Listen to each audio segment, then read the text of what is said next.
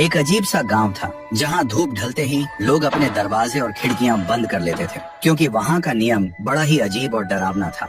रात के ठीक 12 बजे से पहले हर घर के बाहर मिट्टी के बर्तन में सबसे अच्छा खाना रख दिया जाता था, क्योंकि वहाँ के लोग कहते थे अगर किसी ने खाना नहीं रखा तो सुबह तक उस घर का कोई ना कोई सदस्य मरा हुआ मिलता और उसका शरीर बिल्कुल खाली होता। इसलिए डर के मारे लोग खाना रख देते थे। इसी गांव में थुंग थुंग नाम का एक आदमी रहता था। वो इतना कंजूस था कि एक दाना किसी को देने से पहले 100 बार सोचता था। लेकिन एक दिन थुंग थुंग ने एक भयानक तरकीब निकाली। एक रात उसने गोल गोल पत्थरों पर आटे का लेप लगाया और उन पर घी जैसा पीला रंग पोतकर बाहर रख दिया। फिर आधी रात के बाद थुंग थुंग को बाहर से कुछ अजीब सी आवाजें सुनाई दी। डर और जिज्ञासा के बीच वह धीरे से उठकर खिड़की के पास गया और बाहर झांक कर देखा। एक साया झुककर उन पत्थरों को चबा रहा था। देखते ही थुंग थुंग का गला सूख गया। तभी वह धीरे से अपना चेहरा ऊपर उठाती है और थुंग थुंग देखता है वह एक औरत थी। उसका चेहरा बिल्कुल सफेद था और आंखें सीधा थुंग थुंग की तरफ देख रही थी। और फिर एक पल में ही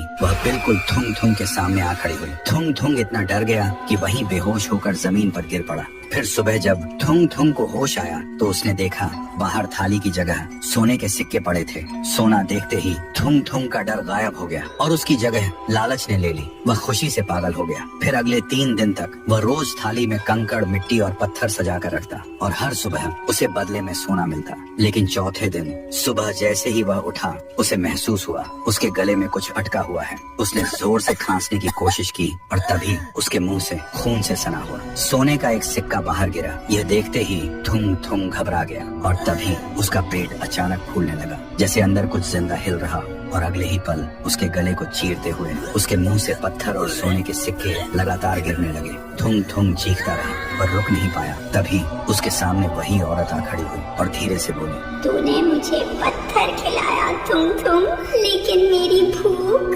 तेरे लालच जैसी थी जो कभी खत्म नहीं होती। तभी थुंग थुंग का शरीर धीरे धीरे सख्त होने लगा और देखते ही देखते वह पत्थर बन गया। अब उसके चेहरे पर मौत का डर हमेशा के लिए जम गया था। तभी वह औरत उसके करीब आई और उसके कान के पास आकर बोली, याद रखना, आज रात 12 बजे तुम्हारे घर के बाहर भी एक थाली जरूर होगी, अगर तुम वीडियो को बिना लाइक किए चले गए तो।